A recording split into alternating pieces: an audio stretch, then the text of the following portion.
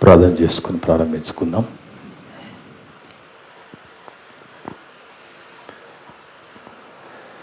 క్రీస్తు యేసునందు మమ్మల్ని అతిమిక్కిలిగా ప్రేమించిన మా పరలోకపు తండ్రి, మీ యొక్క పరిశుద్ధమైన ఘనమైన నామమును బట్టి స్తోత్రాలు వందనాలనైనా.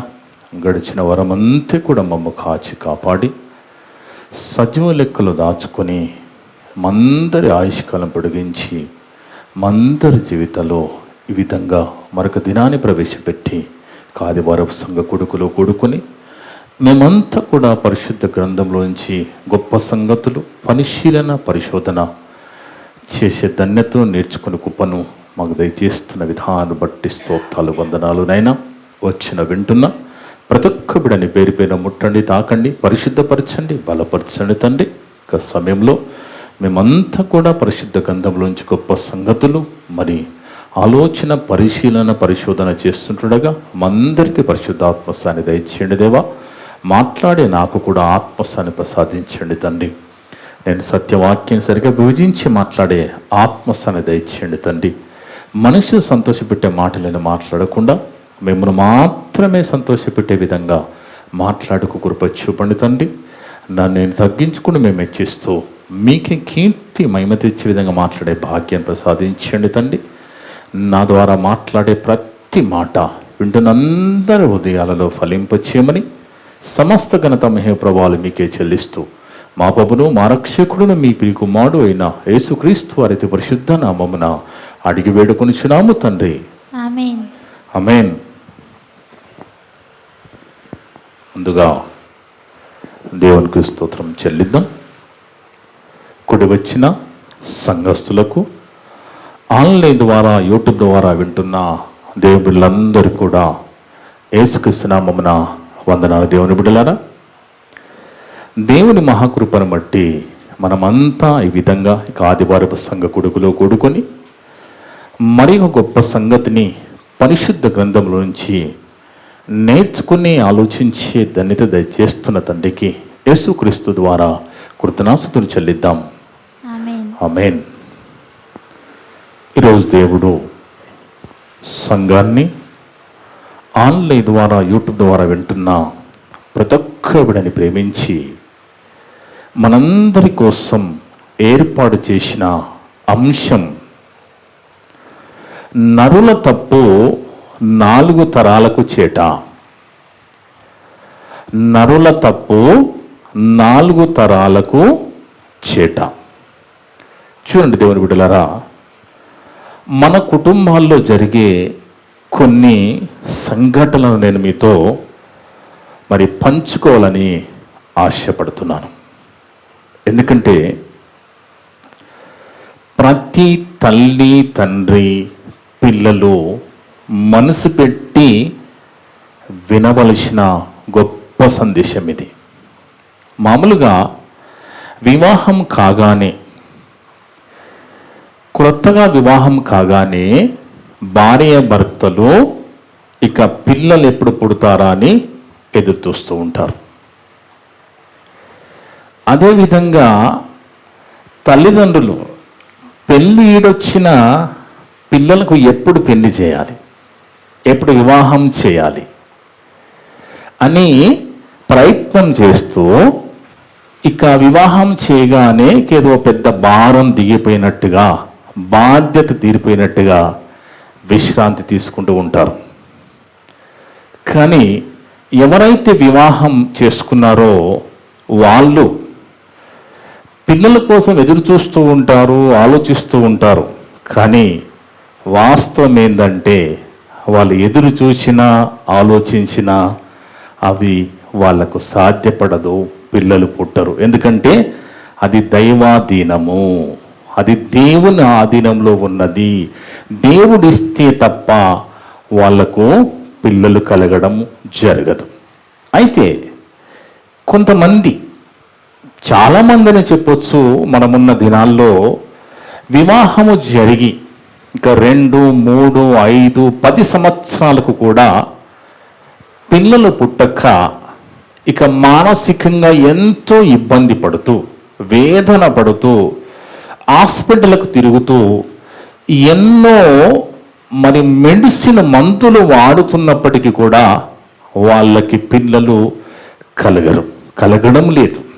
అదేవిధంగా అలా పిల్లలు కలగడం లేదని మనలో వాళ్ళు ఏం చేస్తారంటే పుణ్యక్షేత్రాలు తిరుగుతూ ఉంటారు పిల్లల కోసం, ఇక పిల్లలు కలగాలని.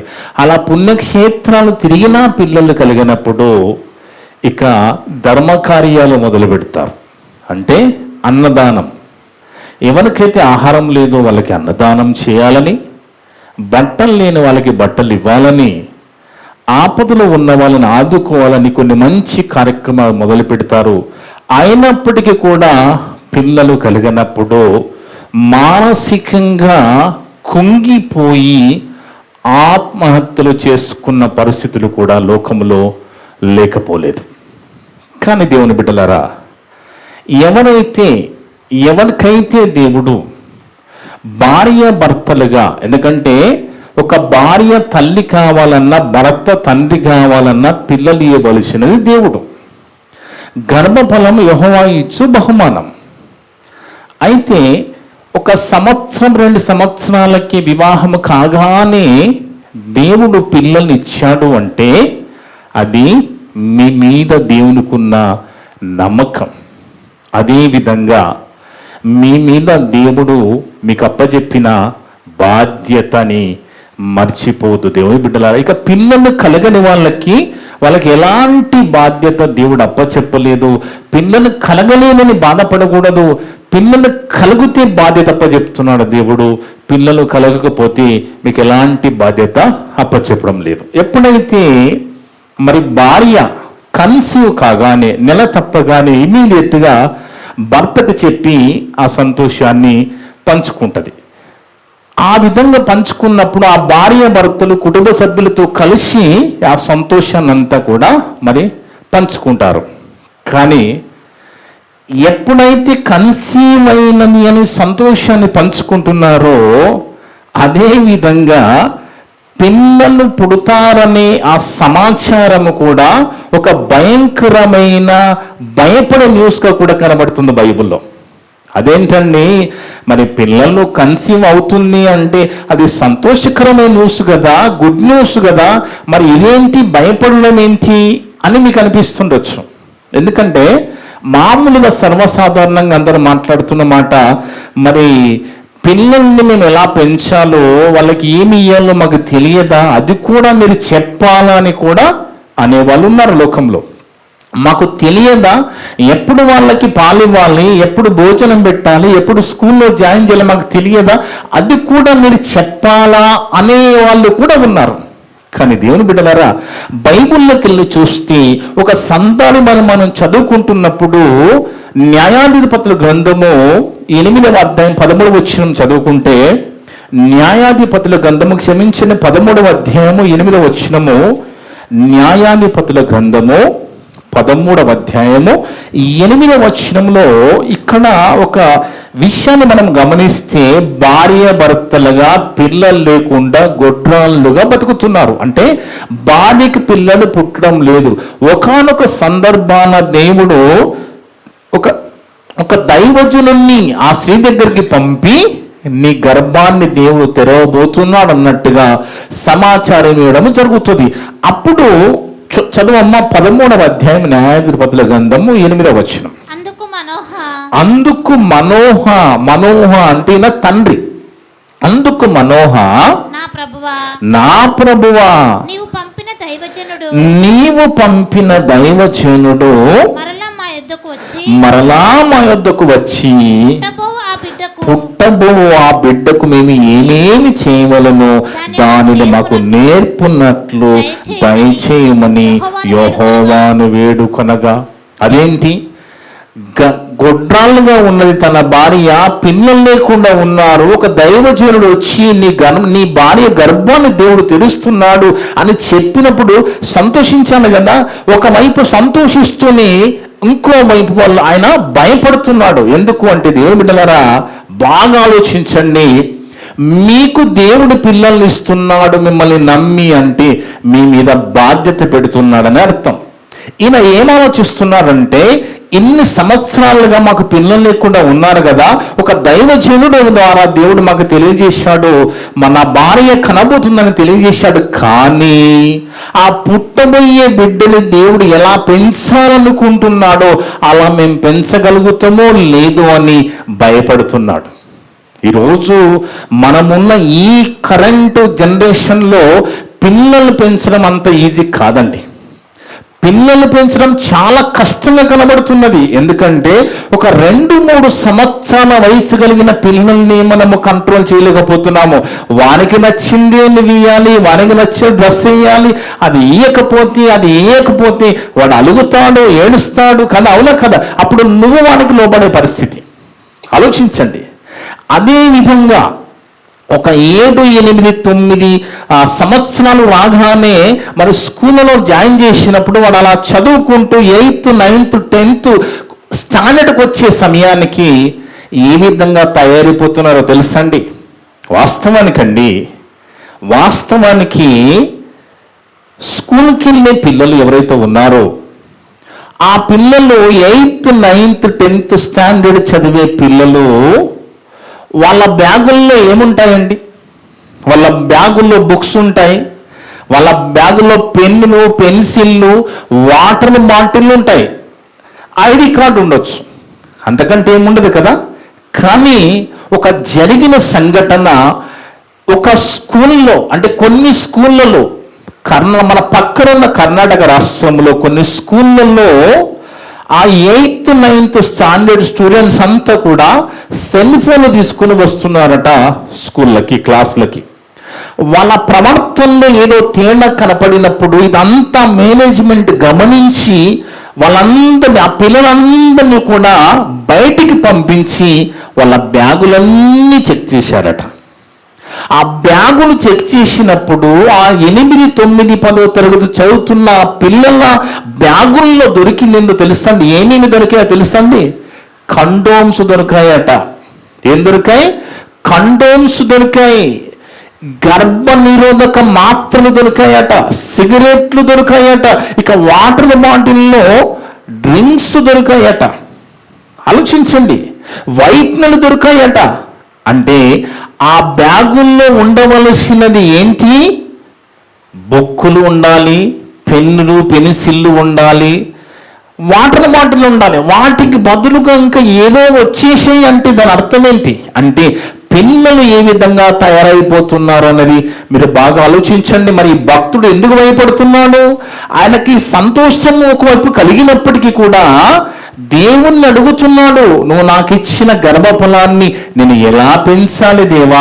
ఒకవేళ నీకు నచ్చిన విధంగా నేను పెంచక నీ ముందు నేను నిరస్తులు కనబడతానేమో అని భయపడుతున్నాడు. దేవుని బిడ్డలారా, ఎవరైనా మనం ఏ పుణ్యక్షేత్రానికి వెళ్ళలేదు, ఏ దాన ధర్మాలను చేయలేదు, అయినా మనకు పిల్లలు ఇచ్చాడు కదా దేవుడు.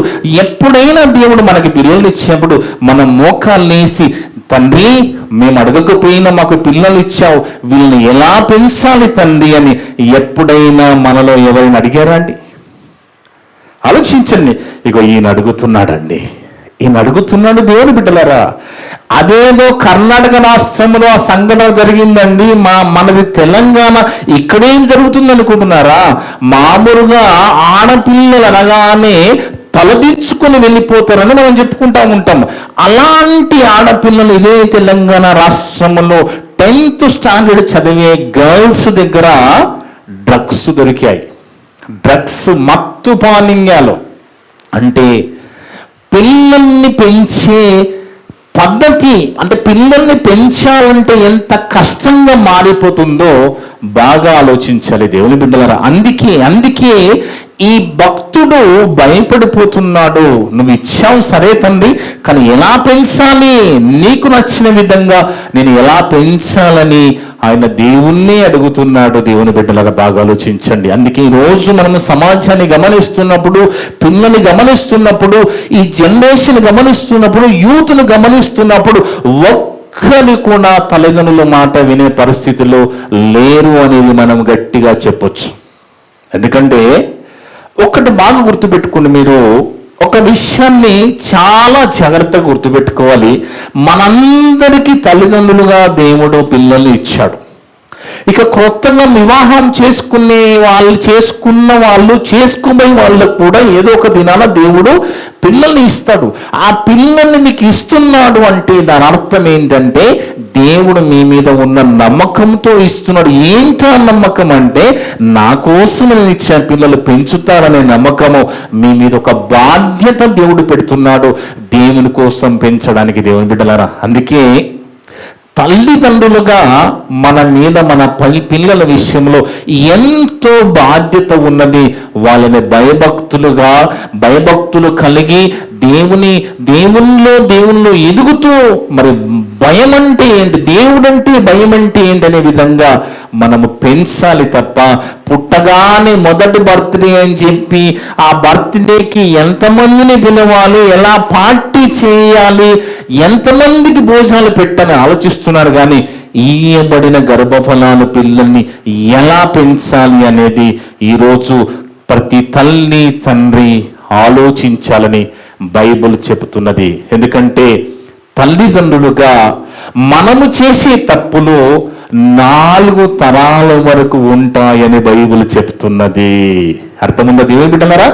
మన స్వార్థముతోనూ మన బలహీనతలతోనూ మనము చేసే పాపాలు, మనము చేసే తప్పులు మన పిల్లల వైపు, మన పిల్లల మీదకి 4 తరాలు ఉంటాయట. బాగా ఆలోచించండి. దీంట్లో మతం లేదు. అందరం తల్లిదండ్రులమే, అందరికి పిల్లలు ఉన్నారు కదా. దీంట్లో మతం ఏమున్నది? అందరూ ప్రతి తల్లిదండ్రితో దేవుడు చెప్తున్నమాట, మీరు చేసే తప్పులు మీ పిల్లలకు 4 తరాల వరకు వస్తాయి. నిర్గమకాండం 20వ అధ్యాయము 4-5 వచనాలు చదువుకుంటే దేవుని బిడ్డలారా, నిర్గమకాండము 20వ అధ్యాయము 4-5 వచనాలు చదువుకుందాం. నిర్గమకాండము 20వ అధ్యాయం 4-5 వచనాలమ్మా. పైన ఆకాశమందే కాని, క్రింద భూమి అందే కాని, భూమి కింద నీళ్ళ ఎందే కాని ఉండు దేని రూపమునైనను విగ్రహమునైనను నువ్వు చేసుకునకూడదు, వాటికి సాగిల పడకూడదు, వాటిని పూజింపకూడదు అని చెబుతూ 5వ వచనంలో, ఏలైనగా నీ దేవుడైన యెహోవానగు నేను రోషము గల దేవుడను, నన్ను ద్వేషించు వారి విషయములో 3-4 తరముల వరకు తండ్రుల దోషమును కుమారుల మీదకి రప్పించుదును అన్నాడండి. అన్నాడు కదా. ఒకవేళ అదేంటి తండ్రి, అలా ఎలా కుదురుతుంది? మేము తప్పు చేస్తే మా పిల్లల మీదకి ఏంటి అని మనం దేవుని అడగగలమా అండి? దేవుని అడిగే పరిస్థితి మనకు ఉన్నదా? ఇది దేవుని చట్టం. ఇది దేవుని చట్టం. దేవుడు చట్టంగా బైబిల్ గ్రంథాన్ని మనకు రాసి ఇచ్చి దీని ప్రకారంగా బ్రతికినమ్మన్నాడు. ఈ చట్టంలో చెప్తున్నాడు బైబిల్లో ఏమని? తండ్రుల దోషమును, అంటే తల్లిదండ్రి పాపము చేస్తే, ఆ తప్పు చేస్తే, ఆ తప్పు 3-4 తరముల వరకు వాళ్ళు కూడా అలాగే చేస్తారు. అది ఉంటది అని చెప్తున్నాడు. చదవమ్మా. నన్ను ద్వేషించి వారి విషయంలో 3-4 తరముల వరకు తండ్రుల దోషమును కుమారుల మీదకి రప్పించేదను. ఇంకోసారి కూడా చెప్పాడు. ద్వితీయోపదేశకాండం 5వ అధ్యాయము 8-9 వచనాలు కూడా చూస్తే, ద్వితీయోపదేశకాండము 5వ అధ్యాయము 8-9 వచనాలు కూడా, పైనున్న ఆకాశం అందే కానీ, క్రింద ఉన్న భూమి అందే కానీ, భూమి కింద ఉన్న నీళ్ళు అందే కానీ ఉండు దేని పోలికనైనను విగ్రహమును చేసుకొనకూడదు, వాటికి నమస్కరించకూడదు, వాటిని పూజింపకూడదు. నీ దేవుడైన యెహోవానగు నేను రోషము గల దేవుడను, నన్ను ద్వేషించు వారి విషయములు 3-4 తరముల వరకు తండ్రుల దోషమును కుమారుల మీదకి రప్పిస్తాను అంటున్నాడు. ఒకసారి సమాజంలోకి వెళ్ళి మనం ఆలోచిస్తే ఎన్నో ప్రాబ్లమ్స్ వాళ్ళు మనకు చెప్తున్నప్పుడు, ఒకసారి వాళ్ళ చరిత్ర మనము తవ్వితే ఆ తండ్రి ఎలాంటి తప్పు చేశాడు, తల్లి ఎలాంటి తప్పు చేసిందనేది ఒకసారి మనము ఆ జనరేషన్లో తవ్వుకుంటూ వస్తే ఎందుకు ఇలా జరుగుతుందనే సమాధానం దొరుకుతుందండి. ఎందుకంటే దేవుడు ఒకసారి అన్నాడు అంటే అది అలాగే జరుగుతున్నది. ఇప్పుడు ఇక్కడ చెప్పాడు కదండి, ఇక్కడ చెప్పాడు కదా, ఏమని చెప్పాడు? తండ్రులు చేసిన దోషము 3-4 తరముల వరకు పిల్లల మీదకి వచ్చును ఉండు అన్నాడు కదా. అలా వచ్చిందో లేదో చూద్దామా? ఎందుకంటే మన దేవుడు కదా అలా వచ్చిందో లేదో, అంటే 3-4 తరాల వరకు అలా వచ్చిందో లేదో ఒక్కసారి మనము అదే బైబిల్కి వెళ్ళి చదువుకుందాము. ఆదికాండము 12వ అధ్యాయములో, ఆదికాండము 12వ అధ్యాయము మనకు తెలుసు. అబ్రహాం గురించి మనకు బాగా తెలుసు కదా. అబ్రహాము విశ్వాసులకు తండ్రి. అలాంటి అబ్రహాము గురించి మనం ఆలోచిస్తే ఆదికాండము 12వ అధ్యాయము 10 నుంచి 13 వరకు చదివితే, ఇక్కడ అబ్రహాము గారు కనాను దేశంలో ఉన్నప్పుడు కరువు వస్తుంది.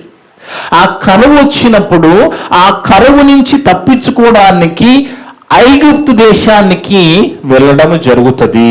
ఆ ఐగుప్తు దేశానికి వెళ్ళినప్పుడు అబ్రహాము యొక్క భార్య శారా చాలా అందగత్తి, ఆమె చాలా అందంగా ఉంటుంది. ఐగుప్తీయులు మంచి వాళ్ళు కాదు కాబట్టి తన భార్య అందంగా ఉంటుంది కాబట్టి తన భార్యను ఏమైనా చేస్తారేమని భయముతో, అబ్రహాంను ఏమైనా చేస్తానని భయముతో ఆయన ఎలా మాట్లాడుతున్నాడు ఒకసారి చదవమ్మా. అప్పుడు ఆ దేశంలో కరువు వచ్చెను, ఆ దేశంలో కరువు భారముగా ఉన్నందున అబ్రహాం ఐగుప్తు దేశంలో నివసించుటకు అక్కడికి వెళ్ళెను. అతడు ఐగుప్తులో ప్రవేశించుటకు సమీపించినప్పుడు అతడు తన భార్య అయిన శారాయితో, ఇదిగో నీవు చక్కని దానివని నేను ఎరుగుదును. ఐగుప్తులను చూచి ఈమె అతని భార్య అని చెప్పి నన్ను చంపి నిన్ను బతకనిచ్చెదరు. నీ వలన నాకు మేలు కలుగునట్లును నిన్ను బట్టి నేను బతుకున్నట్లును నీవు నా సహోదరు అని దయచేసి చెప్పుమనెను. అంటే భార్యని చెల్లెని చెప్పమంటున్నాడు. అర్థముందా దేవుడు బిడ్డలారా? కట్టుకున్న భార్యనే చెల్లె అని నువ్వు చెప్పు, ఎందుకంటే వాళ్ళు నన్ను చంపేస్తాను అని అబద్ధము చెప్పమంటున్నాడు అబ్రహాము గారు కదా. అదే అబ్రహాము గారు ఇంకోసారి కూడా 20వ అధ్యాయం 2వ వచనం చూస్తే, అదే ఆదికాండంలో 20వ అధ్యాయం 2వ వచనంలో కూడా ఇంకొకసారి కూడా అప్పుడు అబ్రహాము తన భార్యని శారాను గూర్చి ఈమె నా చెల్లెల్ని చెప్పెను. చూడండి, ఈమె నా చెల్లెలు అంటున్నాడు తప్ప ఈమె నా భార్య అనడం, అంటే భయపడుతున్నాడు. దేవుని మీద ఎందుకో మరి నమ్మకాన్ని కోల్పోయి, దేవుని శక్తి ఎరిగినప్పటికీ కూడా నమ్మకాన్ని కోల్పోయి ఆయన కాపాడతాడని మర్చిపోయి ఈమె నా చెల్లెనని అబద్ధం చెప్పుతున్నాడు. దేవుని బిడ్డలారా బాగా ఆలోచించాలి. అబ్రహాము 2 సార్లు పలుమార్లు ఏం చెప్పాడు? అబద్ధం చెప్పాడు. అవునా కదా? ఇక అబ్రహాము కుమారుడైన ఇస్సాకు గురించి మనం ఆలోచిద్దాం. అబ్రహాము కుమారుడు ఎవరండి? ఇస్సాకు గారు. ఆ ఇస్సాకు విషయంలో కూడా 26వ అధ్యాయం, అది ఆదికాండము 26వ అధ్యాయం 6-7 వచనాలు చూద్దాం. ఆదికాండము 26వ అధ్యాయము 6-7 వచనాలు. ఇస్సాకు గారు చాలా మంచి భక్తిపరుడండి. వాస్తవానికి ఆయన 40 సంవత్సరాలకి ఆయన వివాహం చేసుకుంటాడు. అప్పటి వరకు ఏ స్త్రీని కూడా కన్నెత్తి చూడలేదు. ఇప్పుడున్న జనరేషన్ ఎలాగుంది? మనకి లాగే సరిగా ఉండదు, పక్కన చూస్తూ ఉంటాడు. అవునా కదా? ఇప్పుడున్న జనరేషన్ అంత భయంకరంగా తయారైపోయిందండి. కానీ ఇస్సాకు 40 ఏట వివాహం చేసుకున్నట్టుగా మనం బైబిల్లో చదువుకుంటాం కదా. అలాంటి ఇస్సాకు విషయంలో చదవమ్మా. ఇస్సాకు గెరారీలో నివసించెను. ఆ చోటి మనుష్యులు చూడండి, రిబ్కా కూడా చాలా అందగత్తె, చక్కనిది. ఇస్సాకు గారి భార్య అయిన రిబ్కా కూడా అందగత్తె. ఇక్కడ ఏం చేస్తున్నాడు చూడండి, మళ్ళా చదవమ్మా. ఇస్సాకు గెరాలో నివసించెను.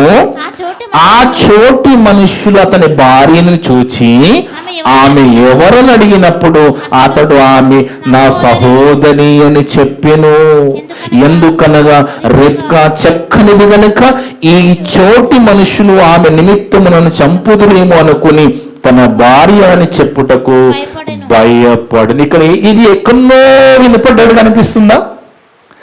ఇస్సాకు చెప్పిన ఈ అబద్ధం ఎక్కడో వినపడ్డాడు కనిపిస్తుందా? ఎక్కడ? అబ్రాహాము గారి దగ్గర వినపడింది. అదే కొడుకు తండ్రి చుట్టగాలుస్తే కొడుకు చుట్టగాలుస్తాడు, తండ్రి మందు తాగితే పిల్లలు మందు తాగుతారండి. అవునా కాదా? ఇప్పుడు జనరేషన్ ఎంత ఫ్యాషన్ అయిపోయిందంటే తండ్రి కొడుకు కూడా కలిసి మందు తాగుతున్నారండి. ఆలోచించండి, తండ్రి కొడుకులు కూడా ఇద్దరు ఒక దగ్గర కూర్చొని మందు మాటలు పెట్టుకుని తాగుతున్నారు అంటే ఆలోచించండి. రేపన్నాడు వాళ్ళ పిల్లలు కూడా అదే చేస్తానని దేవుడు చెప్తున్నాడు. మరి దేవుడు చెప్తున్న మాట ఎందుకు ఇలా అయిపోతుందంటే ఇక్కడ మరి ప్రాబ్లం. ఎందుకు సమాజం ఇలా జరుగుతుందంటే ఇక దేవుడు చెప్పిన మాట విననందుకే కదా. అందుకే తల్లిదండ్రులుగా మనం ఇప్పుడే జాగ్రత్త పడితే, మనం మంచి భయభక్తులు కలిగి ఉంటే మన పిల్లలు వాళ్ళ పిల్లలు బాగా ఉంటారు. మనము స్వార్థం కోసము తప్పు చేస్తే ఖచ్చితంగా అవి పిల్లల మీదకి వస్తాయి, వాళ్ళు కూడా చెడిపోతారు. అలా చెడిపోతారని నేను మీకు చెప్పనవసరం లేదు. మీ కళ్ళతో మీరు ఎన్నో చూసి ఉంటారు. అవునా కదా? ఎందుకంటే బైబిల్ వాస్తవాన్ని చెబుతున్నది. దేవుడు జరుగుతున్నది జరగబోయేది చెప్తాడు దేవుడు. భవిష్యత్తు జ్ఞాని దేవుడు. మనకేం తెలుస్తుంది రేపు ఏం జరుగుతుందో మనకు తెలియదు, కానీ దేవుడు భవిష్యత్తు జ్ఞాని. ఆయనకు అన్ని తెలుసు కాబట్టి ఆయన మాటలు మనం వింటే చాలా సేఫ్గా ఉంటామండి, చాలా ప్రశాంతంగా ఉంటామండి. అందుకే మనం దేవుని మాటలు వినాలి, దేవుని మాటలకు లోబడాలి. అందుకే మరి ఇస్సాకు గారు ఏమంటున్నారో, ఆమె నా చెల్లెలని అబద్ధం ఆడుతున్నాడు. ఇస్సాకుకు పుట్టిన కుమారుడు యాకోబు దగ్గరకు వద్దాం ఒకసారి. అది ఆదికాండములో 27వ అధ్యాయము 18 నుంచి 23 వరకు చదువుకుంటే, ఆదికాండము 27వ అధ్యాయము 18 నుంచి 23 వరకు. అతడు తన తండ్రి యొద్దకు వచ్చి నా తండ్రి పిలువగా, ఇస్సాకు దగ్గరికి యాకోబు వచ్చి పిలుస్తున్నాడు. నా తండ్రి అని పిలువగా అతడు ఏమి నా కుమారుడా అని ఇస్సాకు అడుగుతున్నాడు యాకోబు గారిని. ఎందుకంటే అప్పటికి ఇస్సాకు గారికి చూపు తగ్గిపోయింది, ముసలివాడు అయిపోయాడు, చూపు తగ్గిపోయింది, చేతగాని వాడుగా ఉంటున్నాడు. ఆ సమయంలో మరి యాకోబు వచ్చి మాట్లాడుతున్నాడు. అందుకు యాకోబు, నేను ఏశావని నీ జ్యేష్ఠ కుమారుడిని. వాస్తవానికి వచ్చింది ఎవరు? యాకోబు. ఇస్సాకుకి పెద్ద కుమారుడు ఎవరు? ఏశావు. కానీ యాకోబు వచ్చి ఏమని చెప్తున్నాడంటే, నేనే జ్యేష్ఠ కుమారుడను, నేనే ఏశావును. నీకు చూపు ఎలాగపోయింది కదా, కానీ నేనే అంటున్నాడు. చదమ్మా. నేనే ఏశావని నీ జ్యేష్ఠ కుమారుడను, నీవు నాతో చెప్పిన ప్రకారము చేసి ఉన్నాను. నీవు నన్ను దీవించుటకై దయచేసి లేచి కూర్చుండి నేను వేటాడ తెచ్చిన దాన్ని తినుమనెను. అప్పుడు ఇస్సాకు, నా కుమారుడా, ఇంత శీఘ్రముగా నీకెట్లు దొరికినని అడగగా అతడు, నీ దేవుడైన యెహోవా నా ఎదుటకి దాన్ని రప్పించుల చేత అని చెప్పాను. అప్పుడు ఇస్సాకు, నా కుమారుడా, నీవు ఏశావునని నా కుమారుడని కావో నేను నిన్ను. డౌట్ వస్తుంది ఆయనకి, ఎందుకంటే స్వరము తండ్రి ఎంత గుడ్డి తండ్రి అయినా తల్లి అయినా గుర్తుపట్టరా అండి? గుర్తుపడతారు కదా. కానీ ఈయన ఏం చెప్తున్నాడు, నేను నీ పెద్ద కుమారుడిని. అదేంద్రా నీ సౌండ్, నీ స్వరం వింటేనేమో యాకోబులాగా అనిపిస్తుంది, ఒకసారి నేను చెక్ చేద్దాం ఇలాగరా అంటున్నాడు అనమాట. అప్పుడు ఇస్సాకు, నా కుమారుడా, నీవు ఏశావును నా కుమారుడువో కావో నేను నిన్ను తడవి చూచేదనని దగ్గరకు రమ్మని చెప్పాను. యాకోబు తన తండ్రి అయిన ఇస్సాకు దగ్గరికి వచ్చినప్పుడు అతడు అతన్ని తడివి చూచి, స్వరమేమో యాకోబు స్వరము గాని చేతులు ఏశావు చేతులే అనేను. గుర్తుపట్టాడు. కానీ చూడండి, ఇప్పుడు యాకోబు గారు చెప్తున్న అబద్ధం. యాకోబు చేతులు అతని అన్నయ్య అయిన ఏశావు చేతుల వల్లే రోమములైనందున ఇస్సాకు అతన్ని గుర్తుపట్టలేక అతన్ని దీవించానంటే ఏశావుకట రోమములు ఎక్కువగా ఉంటాయట. కాబట్టి ఆయన కందు కనబడడం లేదు కాబట్టి పట్టుకున్నప్పుడు రోమములు ఉన్నాయి కాబట్టి ఇక ఈయననే యాకోబు ఈయననే ఏశావని దీవించేశాడట. ఈ విధంగా అంటే అబద్ధము చెప్పాడు. Abraham first generation, second generation Isaac అబద్ధం చెప్పాడు, థర్డ్ జనరేషన్ ఇప్పుడు ఎవరు? యాకోబు గారు అబద్ధం చెప్పారు. ఇక ఫోర్త్ జనరేషన్ 3-4 తరాలు అన్నాడు కదా దేవుడు. ఇక 4వ తరానికి వస్తే ఎప్పుడైతే యాకోబు గర్భాన పుట్టిన అన్నలు ఉన్నారు కదా, ఈ అన్నలు ఏం చేశారండి?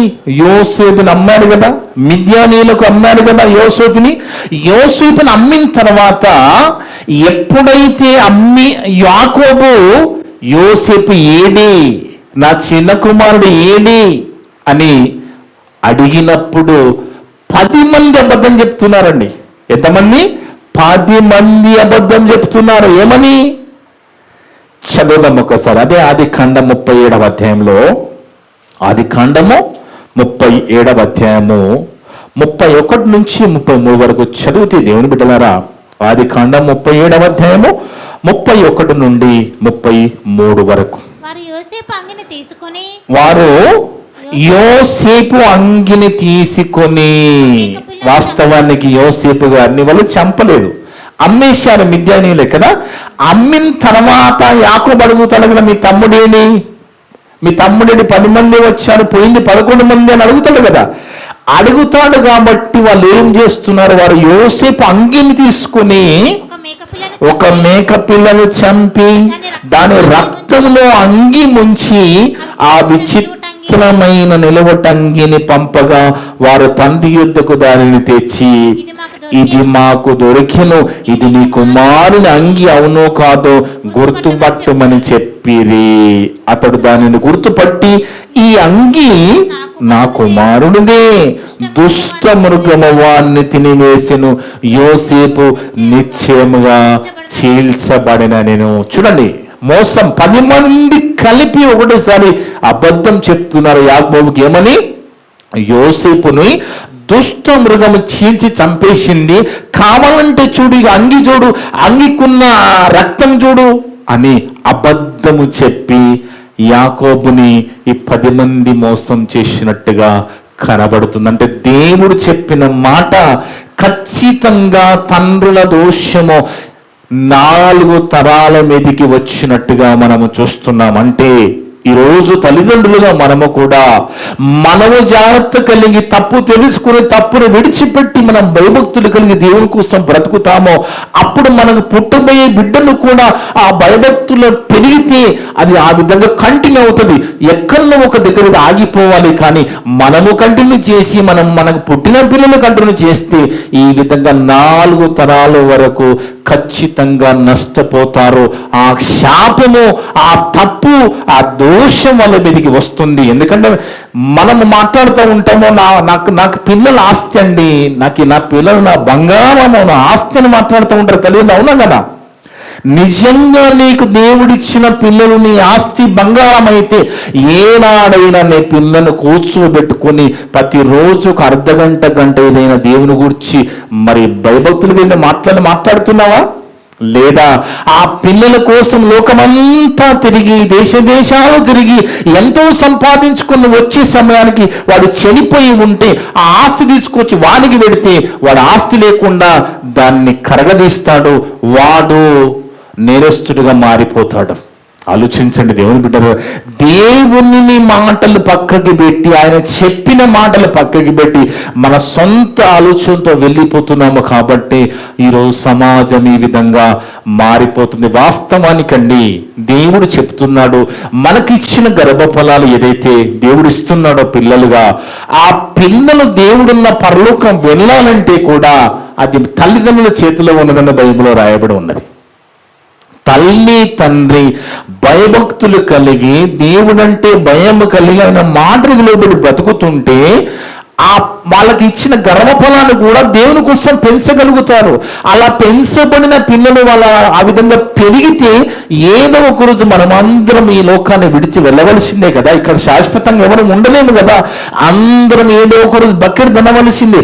అప్పుడు ఇమీడియట్ గా మనము బకెట్ తినినప్పుడు మన ఆత్మ దేవుని దగ్గరికి పోవాలి అంటే తల్లిదండ్రుల చేతిలో పిల్లల ఆత్మలు ఉన్నాయని బైబిల్ చెప్తున్నది. నేను చెప్పిన మాట కదండి. నేనెవరునండి చెప్పడానికి? దేవుడు ఏమి చెప్పాడో నేర్చుకొని చెప్తున్నాను నేను. సామెత గ్రంథం చూడండి, సామెత గ్రంథము 23వ అధ్యాయం, సామెతల గ్రంథం 23వ అధ్యాయము 13, 14 వచనాలు. సామెతల గ్రంథము 23వ అధ్యాయము 13, 14 వచనాలు. నీ బాలురను శిక్షించుట మానుకొనకుము. నీ బాలురను శిక్షించుట మానుకొనకు. మా కొంతమంది నేను అసలు ఒక్క దెబ్బ కొట్టకుండా పెంచానండి, ఏమనకుండా పెంచి గొప్పలు చెప్పుకుంటారు. నువ్వు అలా పెంచుతున్నావంటే నీకు వాళ్ళ మీద ప్రేమ లేనట్టు, ఏదో ఒక రోజు తప్పిపోయే ప్రమాదం ఉంటుంది. ఈ రోజు ఎంతమంది పిల్లలు తల్లిదండ్రుల మాట వింటున్నారండి? ఆలోచించండి. అంతెందుకు మన పిల్లలు మన మాట వింటున్నారని ప్రశ్నించుకున్నాం. మనకిచ్చిన దేవుని మనకిచ్చిన పిల్లలు మన మాట వింటున్నారా? ఆలోచించండి. ఎందుకంటే దేవుడు అంటున్నాడు, ఏమంటున్నాడు? నీ బాలురను శిక్షించుట మానుకొనకుము. బెత్తముతో వాడిని కొట్టిన వాడు చావకుండా ఏదో కొడితే చచ్చిపోతాడు కాదు, వాడేమి చావడు. కానీ అలా నువ్వు కొట్టడాన్ని బట్టి బెత్తముతో వాడిని కొట్టిన ఎడల పాతాళమునకు పోకుండా వాని ఆత్మను నీవు తప్పించదవు. అంటే బాల్యము నుంచే నరుల హృదయాలోచన చెడ్డదని దేవుడు చెప్పినప్పుడు, పిల్లలు పుట్టినప్పటి నుంచే హృదయాలోచన చెడ్డదైనప్పుడు, తల్లిదండ్రులు చిన్నగున్నప్పటి నుంచే బాల్యం నుంచి దేవుని వాక్యములు భయభక్తుల్లో పెంచితే అలాంటి వారు దేవునిలో పెరుగుతారు, దేవునిలో ఉంటారు. ఆ విధంగా పాతాళములో ఉన్న నరకము నుంచి తప్పించబడతారు. అదే చెప్తున్నాడు కదా, బెత్తముతో 14 వచనం, బెత్తంతో వాడిని కొట్టిన ఎడల పాతాళములకు పోకుండా వాని ఆత్మను నీవు తప్పించెదవు. చూడండి దేవుని బిడ్డలారా, అందుకే తల్లిదండ్రులకి దేవుడు ఖచ్చితంగా చెప్తున్నాడు, తల్లిగా తండ్రిగా, ఇప్పుడు తల్లిగా తండ్రిగా లేకపోయినా ఏదో ఒక రోజు తల్లి తండ్రిగా మారే అవకాశం ఉంది కదా. దేవుడు గర్భాలు తెరిస్తే పిల్లలు ఇస్తే అప్పుడు ఇప్పటికే పిల్లలు కలిగిన ప్రతి తల్లి తండ్రితో, ప్రతి యవనస్తురాలతో, ప్రతి యవ్వనుతో దేవుడు చెప్తున్నాడు ఏమని అంటే, మీరు చేసే తప్పు, మీరు చేసే పాపం, మీ దోషము 4 తరాలకు వెళ్లకుండా చూసుకోండి. మీ ఆనందం కోసం బానితనాలను చెడగొట్టకండి, వాళ్ళని చెడులోకి తీసుకొని పోకండి. ఎందుకంటే పిల్లల్ని ఇచ్చినప్పుడు వాళ్ళకి మనం సమయం కేటాయించాలి, దేవుని మాట నేర్పించాలి, భయము భక్తి నేర్పించాలి, పరలోకం అంటే ఏంటి, నరకం అంటే ఏంటి, ఎవరెక్కడికి వెళుతున్నాడు, నువ్వెలా ఉన్నావు, ఇదంతా కూడా మనం నేర్పిస్తూ ఉండాలి. చదువు మనము నేర్పించాల్సిన అవసరం లేదు. అది ఎలాగ వస్తుందండి? లోక విద్య ఎలాగ వస్తుంది? లోక విద్య కాదు, దేవుని విద్య, బైబిల్ విద్య మనం నేర్పిస్తే వాళ్ళు జాగ్రత్తగా బతుకుతారు, దేవుని కోసం బతుకుతారు. మళ్ళా వాళ్ళకి పిల్లలు ఇస్తారు కదా, వాళ్ళు దేవుని కోసం బతుకుతారు. మళ్ళా పిల్లలు ఇస్తారు కదా, వాళ్ళ ఇలా తరతరాలు దేవుల్లో ఉండిపోతారు. మరి యేసు ప్రభు 2వ రాకడ వచ్చినప్పుడు ప్రభువుతో పాటు పరలోకం వెళుతారు, లేదా దానికి ముందే చనిపోతే పరదైస్ వెళుతారు. దేవుని బిడ్డలారా, అందుకే నరుల తప్పు 4 తరాలకు చేట అంటే అవును చేటే. ముందే చెప్పేశాడు, మనకి ముందే జాగ్రత్తలు చెప్పేశాడు, ముందే మనకన్ని నేర్పించేశాడు. ఈ మాటలు మనం పాటిస్తే ఖచ్చితంగా దేవుడు చెప్పినట్టుగా ఉంటది. మనం బాగుంటాం, మన పిల్లలు బాగుంటారు, వాళ్ళ పిల్లలు బాగుంటారు, వాళ్ళ పిల్లలు బాగుంటారు. ఎందుకంటే మనం మహా అంటే ఎన్ని జనరేషన్లు చూడగలమండి? ఒక మనిషిగా మనం ఎన్ని జనరేషన్లు చూడగలమండి? ఇప్పుడు మనకి పుట్టిన పిల్లలకి మన జనరేషన్ చూస్తాము, మన పిల్లల జనరేషన్ చూస్తాము, వాళ్ళకి పెళ్లిళ్ళు చేస్తాము. మహా అంటే వాళ్ళకి పుట్టిన పిల్లల జనరేషన్ చూస్తాము. వాళ్ళ చిన్నగా ఉన్నప్పుడే మనము వెళ్ళిపోతాం. ఎందుకంటే మనం తినే కూడు మందు కూడు కదండి. మనం తినే కూడు ఎలాంటిదండి? ఒకప్పుడు 60 సంవత్సరాల వయసులో కూడా నీకు రోగాలు ఉన్నాయా అంటే ఏమి రోగం లేదు, నేను ఆరోగ్యంగా ఉన్నానని చెప్పే కాలం నుంచి ఇప్పుడు 40 సంవత్సరాల వయసుకే నేను నెలకి 2 సార్లు హాస్పిటల్కి పోతే నాకు ఏదోలా ఉంటుందనే పరిస్థితికి వచ్చింది అంటే మనము తీసుకుంటున్నాం. అది కొంతమంది స్వార్థం వలన మరి ఇలా జరిగి, ఒక మనిషి తప్పు చేస్తే ఆ తప్పు ఎన్నో రీతిలుగా మిగతా వాళ్ళని తీసుకొని వెళుతుంది. అలాంటి పరిస్థితులలో ఎన్నో నష్టపోయే పరిస్థితి ఉంటుంది. కనుక దేవుని బిడ్డలుగా దేవుడు మనందరిని ప్రేమించి మీరు తప్పు చేస్తే అదే మీ పిల్లలు చేస్తారు. కాబట్టి మీరు తప్పు చేయకుండా ఉండి, పాపము చేయకుండా ఉండి, మీ పిల్లలు కూడా భయభక్తులు దేవునిలో పెంచితే వాళ్ళు అదే భక్తులు పెరిగి వాళ్ళకి రేపనాడు దేవుడిచ్చిన పిల్లల్ని వాళ్ళు కూడా దేవునిలో పెంచితే ఆ విధంగా జనరేషన్స్ దేవునిలో పెరుగుతాయి, దేవుని లోకము చేరుతాయని దేవుడి రోజు అందరితో మాట్లాడడం. ఇటు మాటలన్నీ కూడా ఏ ఒక్క మాట కూడా వృధాకపోకుండా విన్న మీ అందరి హృదయాలలో చెప్పిన నా హృదయంలో దేవుడు సమృద్ధిగా ఫలింపజేయను గాక. ఆమేన్. ప్రార్థన చేసుకుందాం. మమ్ములను మిక్కిలిగా ప్రేమించిన మా పరలోకపు తండ్రి, మీ యొక్క పరిశుద్ధమైన ఘనమైన నామమును బట్టి స్తోత్రాలు, వందనాలు నాయన. గొప్ప దేవుడు నాయన, గొప్ప మాటలు ఇది అందరితో మాట్లాడిన ప్రతి మాటను బట్టి స్తోత్రాలు స్తుతులు చెల్లిస్తున్నాము తండ్రి. అవును నాయన, మా ఎడల మీకున్న ప్రేమ ఎంత గొప్పది నాయన. ఏమి దాచుకోకుండా ఏ జనరేషన్లో ఎప్పుడు ఏమి జరిగిందో గ్రంథస్థం చేసి పరిశుద్ధ గ్రంథాన్ని మా చేతిలో పెట్టి దాన్ని చదువుకుని నేర్చుకుని మేము నాయన ఈరోజు ఆలోచించే భాగ్యాన్ని మా అందరికీ దయచేసిన విధానాన్ని బట్టి స్తోత్రాలు, వందనాలు. అలా తప్పు చేయకుండా ఉంటామునైనా శక్తిని దయచేయండి తండ్రి. ఇప్పటి వరకు నా ద్వారా మాట్లాడిన ప్రతి మాట విన్న సంఘస్థులందరూ హృదయాలలో, ఆన్లైన్ ద్వారా యూట్యూబ్ ద్వారా విన్న వినుమతులందరూ హృదయాలలో ఫలింపచేయండి తండ్రి. మేమంతా కూడా కేవలం వాక్యము చదివి విని వదిలిపెట్టి మమ్మల్ని మేము మోసపరచుకోకుండా విన్న మాటల ప్రకారం జీవించే ధన్యత దయచేయమని సమస్త ఘనత మహిమ ప్రభావాలు మీకే చెల్లిస్తూ మా ప్రభువును మా రక్షకుడును మీ ప్రియ కుమారుడు అయిన యేసుక్రీస్తు వారి పరిశుద్ధ నామమున అడిగి వేడుకొనుచున్నాము తండ్రి. ఆమేన్. ఆమేన్. మీ అందరికీ వందనాలు. May God bless you all.